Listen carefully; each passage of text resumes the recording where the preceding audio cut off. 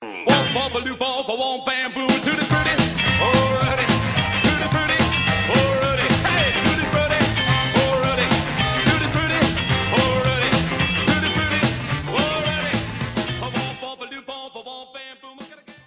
This is Scott Spears, and on Monday, February 24th, World Wrestling Entertainment takes a huge jump as WWE Network launches, a 24-hour, 7-day-a-week streaming network. The cost, $9.99 a month with a 6-month subscription. This includes every live pay-per-view, including WrestleMania 30. Go to WWE.com for sneak peeks and information. Joining us today to discuss this and a few other things is my all-time favorite announcer, who has not been with us, I've checked this today, since March of 2006. He's the legendary Mean Gene Okerlund. Gene, how are you? Haley's Comet comes around more often than you. Well, to tell you the truth, I kind of been hiding out. I've got people looking for me, and Scott, I can't let them track me down, so I've got to stay off the air and only have somebody like Captain Lou Albano tape anything that I do in its entirety and then air it on a station off a satellite in a foreign country. Gene, how have you been? Very, very good. Health is good. Life is good. I'm not so bad getting a little older, but you know what? It still is a pretty good ride even today with the involvement that I have with the company. Absolutely, and the pipes are still intact. The pipes, I don't know if they go away. I kind of oil them up every now and then with a little refreshment. A beverage of your choice. A cold beverage of my choice. Gene, I want to get into this right away because this is kind of an historic week we're coming up. WWE Network, what do you think? Well, I think it's going to absolutely revolutionize the television, quote, pay-per-view business. Because I don't know, you could see a little flinching right now on the part of the satellite people, especially Dish and DirecTV. But this is going to affect people like Comcast. I notice all of a sudden that they're right now, I guess, looking at a merger with Time Warner, AOL, picking up even more subscribers. The Cablevision, all of this, all over the country, all over the world. It's going to change on February 24th, and that's just moments away. You know, Gene, certainly so many things the WWE has done have been huge successes, but there have been a few bumps. I think the XFL didn't turn out as great as people would have hoped. In a YouTube world, in a cell phone world, in a videotape, DVD, any way you can get this classic footage, will the classic footage hold up 24 hours, 7 days a week on a pay network? Well, I think it will. But plus the price is ridiculously low. I mean, for $10 a month, you're getting access to all of that programming, including the Primo pay-per-views, and as you mentioned yourself, WrestleMania. So, I mean, you subscribe now, and you get WrestleMania free. The price of that WrestleMania package is right around $60-some-odd anyway. So for that price, you're getting kind of a freebie with the 6 months and other pay-per-views and all of that extra programming that's going to be available. Many of it archived, matches from, I'm thinking as long as maybe 50, 60, 70 years ago. Some of it has even been digitalized from film, so it's a big undertaking. Absolutely, absolutely. Gene, I've read some things. I know you'll be a part of this new program called Legends House, which I want to touch on here in a minute. But how else will you be involved in the network? Well, obviously I do some hosting still. I'm co-hosting a program called Vintage Collection, which airs worldwide. Vintage is the best of the past, and I co-host that with a young lady from Toronto by the name of Renee Young. And you see her on Raw and occasionally on SmackDown, and she's a great young piece of talent that is very knowledgeable in the product, both now and from the past. So there's going to be a lot of things to do. Plus, we do a roundtable discussion in kind of a barroom setting, if you will, legends of wrestling. And we bring in some of the old-timers, Pat Patterson, Michael Hayes. JR used to sit on the board there, but he since left the company. But Roddy Piper's been there. Ric Flair has been there. But it's just kind of discussing some of the things and really getting it out on the table and telling the inside stories of our very exciting business. You know, Gene, it's kind of interesting. A show like that today can survive, and I've seen that program, very entertaining. But it is a bit of a business, exposing the wrestling business, if it could be any more exposed, behind-the-scenes stories.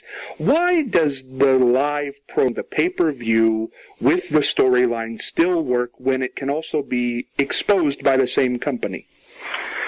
Well, I think, it's now called sports entertainment, Scott. Mm-hmm. And if we keep that in mind, it's not just pure sport, but it is entertaining. So with all of these storylines and the episodic television, oh my God, what do we got? 1,000 episodes of Raw since 1992. It's the longest running episodic television show on the air today. And it still garners damn good ratings, in my estimation, taking a look at the fragmentation of television as we know it today.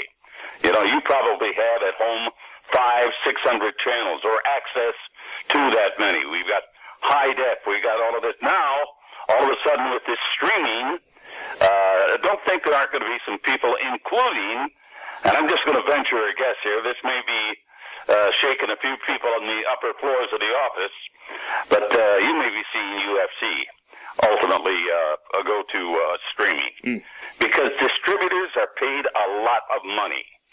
So anybody that is brokering that product to its viewers or subscribers is making a pretty good cut of the kitty. All of the money that goes on the WWE network goes right to the company. And I think quite a bit of that is going to trickle down to the bottom line. Which is always a good thing in business. Gene? It is. It's a good thing even outside of business. Anywhere you go. Gene, I love the concept of this show. I would buy the network alone on the Legends House. You, Roddy Piper, Tony Atlas, Hillbilly Jim, a few other guys. What's this like? What's this all about? Well, it was, I'd say 5 weeks of hell to live with these total of 8 legends in the Legends House. A lot of it was shot out west, out in Palm Springs and Rancho Mirage. We did a little work up in Las Vegas also. And I'd like to, Scott, let you and your vast audience in on everything, but then it wouldn't be a surprise. I think people are going to be shocked at some of the things that happen and some of the revelations that involve the people participating. Jimmy Hart, for instance, is kind of a kooky little guy. I don't know if he's a vegetarian or what, but he's strange in that respect. Tony Atlas has got his own tastes. He spent a little time in the kitchen. I think they're going to find it very entertaining, and it's the interaction of 8, and let's face it, 7 out of the 8 are members of the Hall of Fame, so I think that in itself speaks for the kind of quality you're going to get out of that show. These guys have been down the road, and they have done it all. And Hillbilly Jim will be in the Hall someday, but as you know, he had an injury early on in his career that I think cut short a great start. I think you're exactly right. I think most people would agree. Gene, we don't want to blow anything about the Legends House yet, but since we have you on the line, was it hard to have these cameras around you, and what did we learn, what might we learn about Mean Gene that we don't know? Well, you're going to learn that I've got a foul mouth, that I can get upset, that I'll have an occasional refreshment, but I don't think you're going to learn anything that's any different than my usually on-camera persona. The one thing about me is I've worked in front of microphones and cameras for so long that I kind of become oblivious to them, even though you do work the camera. But I just pretended like there weren't any there. and that worked out for the better. That's great to hear. Gene, you mentioned it earlier on. WrestleMania 30 is on the precipice here. You were at number 1. 30 years, does it feel like it? Nah, not really. Of course, I missed a few in between my days at WCW. But I figure roughly I was in on 21 of the now 30 WrestleManias, and I think what became a very important part of the WrestleMania weekend with fan access and all of the social things that were going on was the Hall of Fame. And I believe that in 1999 we started to crank that thing up on a regular basis, and it also became a big part of that WrestleMania weekend. And you take a look, we've got a celebrity wing. I mean, Bob Uecker's in there, Pete Rose, Muhammad Ali. You've got the best of the best that have thrown their hat in the ring with the crowd from WWE. And I'm proud to be a member of the Hall of Fame. Absolutely. Is Muhammad Ali in there? I didn't realize he was in there. Well, I know Liberace isn't, but... and he should be. Yes. Well, he should be. And so, Mr. T. Liberace was the consummate entertainer, and on that subject, there was a lot of chatter recently, in recent weeks, about the inducting of Mr. T. Should be. Into this year's WWE Hall of Fame. And I think you hit the nail on the head when you said WrestleMania 1 to WrestleMania 30, does it seem like 30 years? You know, Mr. T was involved in the main event at WrestleMania 1 and WrestleMania 2, and I think that he definitely should be in the Hall of Fame, whether it's this year or not. You know how long it took for Bruno Sammartino to be inducted. Well, I want to touch on this, Gene. The Hall of Fame this year, a lot of controversy on the internet with the bloggers. The first guy announced, the Ultimate Warrior. How do you feel about that? Well, I mean, he was a world champion. He was the Intercontinental Champion. He was a very electrifying performer as far as the crowds were concerned. I traveled around the country with him. We did so much television back then, still do. But, some people say work ethic, but you know what he did? He entertained him. Hulk Hogan, perhaps, was not the greatest worker per se in the ring. But you know what he did do, Scott? He put asses in seats, and that means something. That's what the Ultimate Warrior did. And listen, I interviewed the guy, and I couldn't figure out what he was saying. So, does he belong there? Yeah, he does. His speech should be very interesting, I think. Take me to the moon. Gene, you mentioned his name right there, and you know it as well as I do. It's all over the internet. People are saying Hogan could return Monday. Do you know anything? Give us the scoop if you do. Well, I tell you the truth, I don't. I have had lunch with Hogan, and I would certainly have to think at this juncture, from everything that I've been able to ascertain, that he is going to return home to WWE. He had, of course, a life in WCW. He had a life in TNA, but nothing like the heroic life that he had in the old WWF and WWE. I think this guy was the pillar of the company when Vince McMahon jumped in the driver's seat back in late 1983, built up to the Rock and Wrestling Connection, which Hulk was such a big part of. And then, of course, what can I say about WrestleMania 1? Hulkamania then was the rage. If he does not return Monday and does not return before WrestleMania 30, will that impact? Should he be there? Well, there's a couple of different ways to look at it, different trains of thought. I think it would be probably a little more surprising for him just to show up at WrestleMania 30.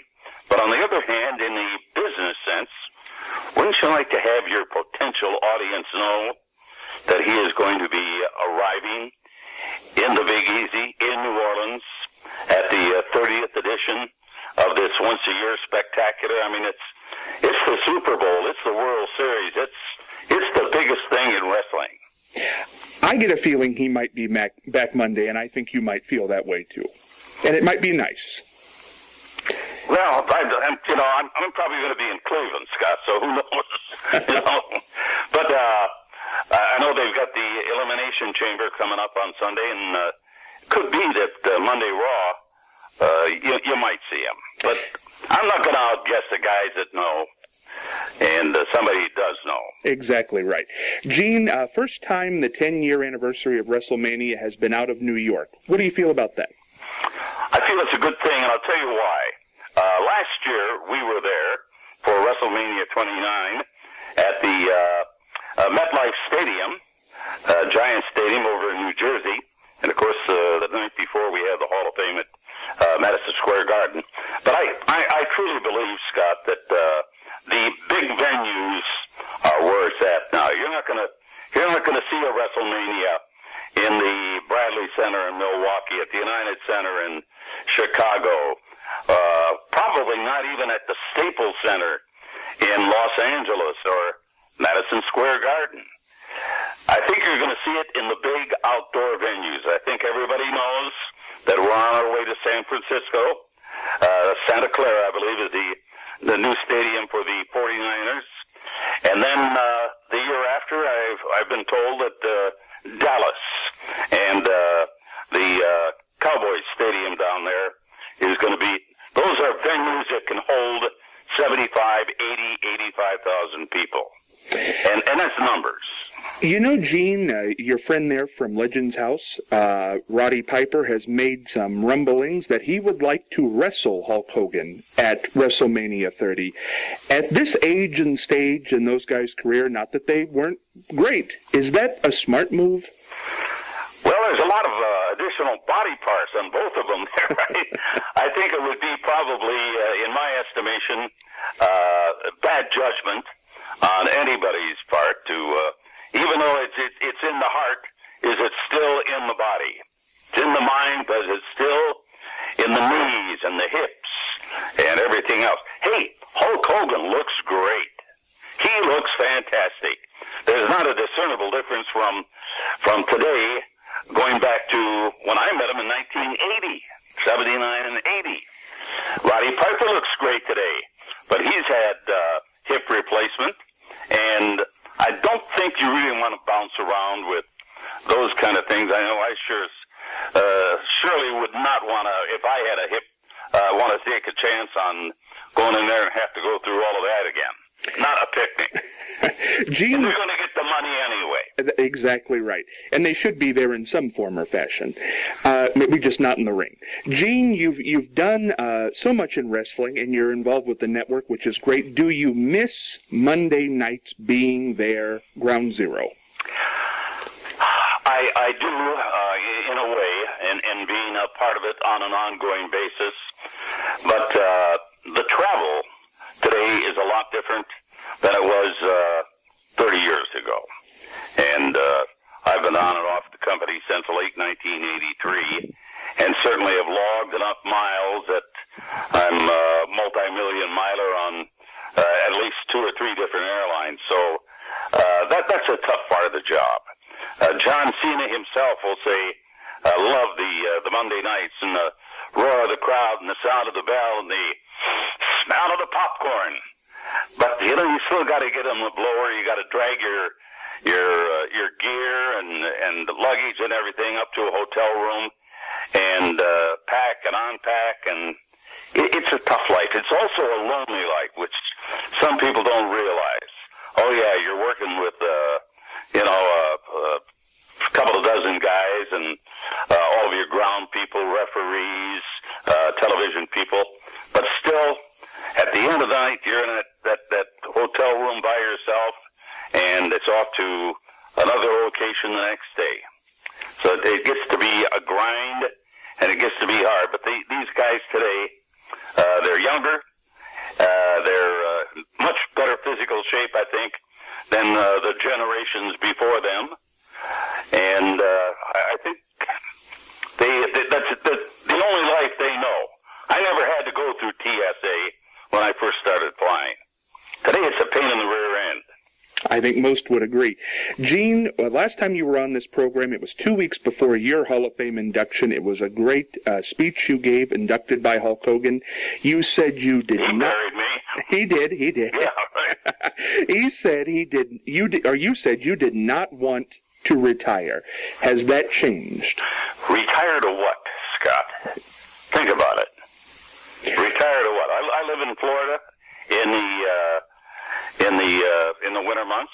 I go up to northern Minnesota for 3 or 4 months in the summer and fall, and still travel enough that I get to see a little bit of everything.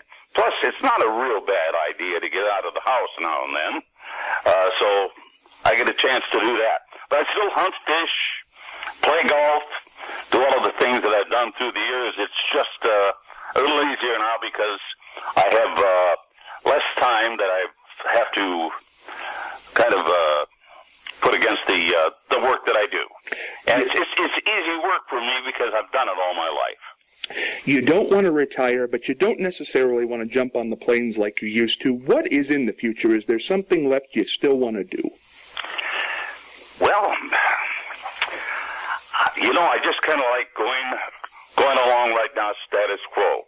I had a great conversation with Regis Philbin at the NAMPD convention out in Las Vegas one time, and he was then about my age right now, and now I believe Regis got to be into his 80s, well into his 80s, maybe 82 or 83, but he still has this zest for life. And I see him crawling all over furniture and jumping around, facelift here and there, and the guy looks good. He keeps the mind active. So he's doing what he wants to do. Why would you retire? What? To play an extra set of tennis? An extra round of golf? Nah. But do you want to do something outside of wrestling? Would you like to do more Fan Fest? Would you? And is there something, a movie, TV show? Movies are really kind of a pain. I've done my share of movies. I think last count was 10 or 11, and I spent over 40 days on location to do Ready to Rumble, and I've got to be very honest with you, that was a total piece of garbage, and it was a waste of my time. However, I did get paid for it, so what am I saying? Not a total waste. Not a total waste. I want to hit you with some quick rapid fire here as we approach the end of this interview. Gene, highlight of your career, best moment. Best moment is multiple best moments. I think one of the highlights had to be WrestleMania 1. Just getting to the WWE initially was kind of culture shock for me because they had such great production values. And when Dick Ebersol from NBC kind of teamed up with Vince McMahon, and they started doing all of these things that led to Saturday Night's Main Event, I got a chance to do some of the periphery things like Friday Night Videos and Saturday Night's Main Event. So there was a lot of opportunities there. But I think another big moment for me was the day I stepped in front of a camera and a microphone at WCW and joined the crew down there. I think change is good for everybody. I've never made a change in my life that I regret. You know, Gene, so much is made of the problems in WCW. Was it really that bad on the level? Well, it was a zoo, and it was hastily organized. I think the basic thought process there was, let's throw money at it and see if it sticks. Well, it did for a while. But you still have to have the unique creativity that Vince has been able to do, either by himself, with people he surrounded himself with now, including writers. Back in the days when I started out, things were not planned quite that tight, but you know what it did? It made people like Bobby Heenan, Gene Okerlund, Hulk Hogan, Roddy Piper, Ric Flair, the Macho Man, I can go on and on and on. Maybe Jesse Ventura. But it made you better people because you wrote your own stories on your feet. Exactly right. Was there ever a career low? A time when you just said, boy, this is terrible? No. No, I never really had that because I managed to be fortunate enough to segue from one thing to another, and there wasn't a lot of downtime for me. I did shows like Confidential. I think that was groundbreaking. We were trying to do a magazine show, turning the cameras on ourselves and showing what was going on, and that had a 2-year run. I think it could have gone longer, but for why? The other thing that I'm really proud of is what we're doing today, and I think this giant step into the future by the network. And it's going to give me at least the opportunity, if I want, to do a lot more work. I'm going to be in New York and Stamford, I'll bet you 2 weeks out of every month. And I like that. Good. I'm busy interacting with television people, with creative people, and with a lot of talent. Let me hit you with these next questions really quick here, Gene. Jesse Ventura, you mentioned there, he's made a little rumbling, might run for president. Do you think it'll happen? No, absolutely not. In a word, no. Any particular reason you can give us real quick? Well, I think Jesse is at the age right now where he doesn't want to run that hard. And he's got a pretty good life, He's made lots of money, and his wife has had enough. When he was governor, I think that left a very bad taste in his mouth. Rick Flair and myself had lunch with him up at his office in the state capitol up in Minnesota, and he said, "This is it. I'm a one-term governor," and he was. He was. Gene, you've had 2 kidney transplants. How's three now? Three. How is that going? That's going fantastic.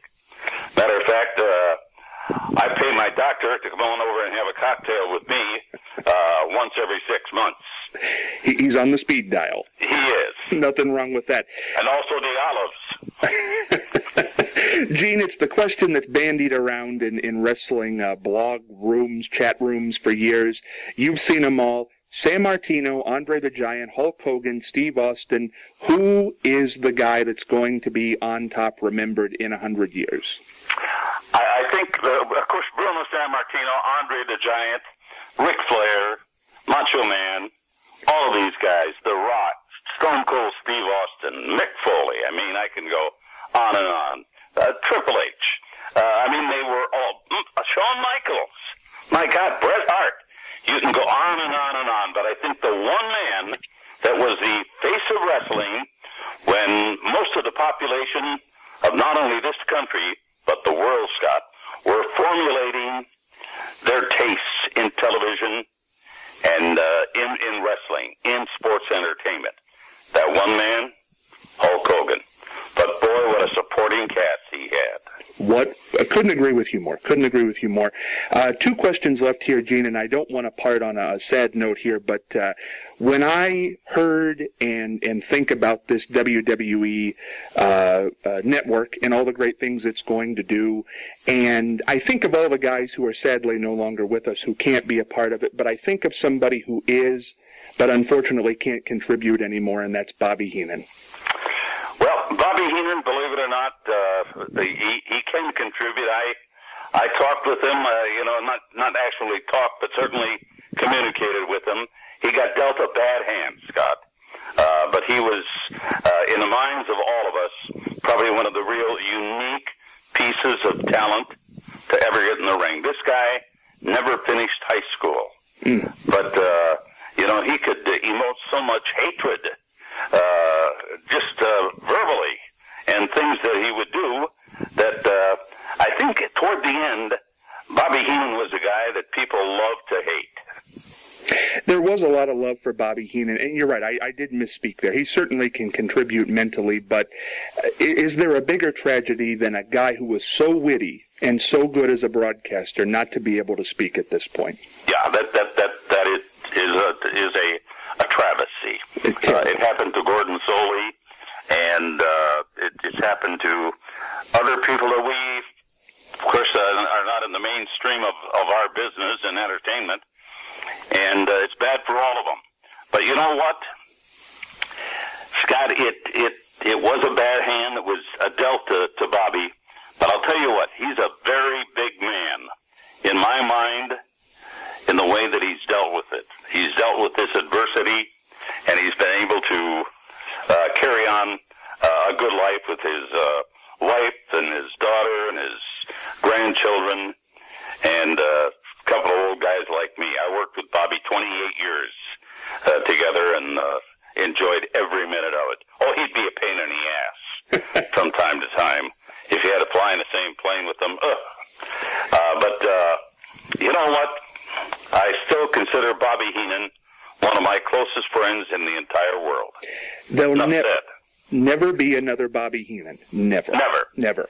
Gene, the question we always part on, how do you want to be remembered? Well, you had a great line at the Hall of Fame, and it was beautiful to your critics. But how, honestly, you're going to be remembered? You are the Larry Merchant of professional wrestling. Yeah, and they've got all these little online these greatest announcers of all times, and what they're looking at is they're looking at play-by-play guys. And I never myself consider myself to be a play-by-play man, even though I did all kinds of play-by-play through the years. Even when I didn't want to do it, I did it. But I want to be remembered as a guy that Bob Costas says you do conduct one of a hell of a very interesting interview. And I think that's what I want to be remembered, that I got as much out of guys, and gals for that matter, as I possibly could, saying the least amount of words. And the look did not serve you bad. No, I took kind of a bad chop on that haircut the last time out, but no. I think you have to react. When you can't react verbally, you've got to react with expression. Exactly. Gene, quick question. Was it your idea to always work in the tuxedo? Well, I didn't always work in a tuxedo. That was something that we did for very special events back in the old days when I was in the AWA, the American Wrestling Association. But all of a sudden, took the tuxedo out for the big events, and WrestleMania 1 was certainly a big event. But I worked in the tuxedo before that because, you know what, Scott, they were all big events. So I kind of dropped that and went to Vince talked me into some of those crazy-looking sport coats that only he would wear. But they all served a purpose. And when I do something that I think is a black tie function, like the Hall of Fame, I'll usually dress up in the tuxedo or a dinner jacket. Or a very nice suit, something appropriate. And I want to say that before I part. It is a shame, Gene, if you are not calling the shots, that you are not the MC of the Hall of Fame every year. The first 2 years you did it, 2004, 2005, you're the perfect guy to do it. I don't know who's making that decision, but I hope you do it again. I'm sure that day will come, and I would look forward to it. It's a lot of work, but it's fun. It's fun work. It absolutely is. The WWE Network, it's an historic day. It's February 24th. By the way, it's my birthday. Can you believe that? February 24th is your birthday? It absolutely is. God, what a small world. I had no idea. Your birthday is on the same day that the network kicks off. Who would have guessed? Yeah, and how old, Scott? 33. 33. Yeah, same numbers. Bam, bam. Right. I tell you what, it's going to come Monday. It's going to be great. Go to the WWE.com to check out all the information. They'll give it to you. I'm sure it's going to be a big success. Gene, my goodness, it's been 8 years, but I tell you what, you're very busy. I know that, but I can't thank you enough for stopping by. You are a legend. You're a legend for me for many years, and you will be for many years, and I love hearing your voice. Well, Scott, keep up the good work, and it's always a pleasure to talk with you. Take care. Mean Gene Okerlund. Thank you.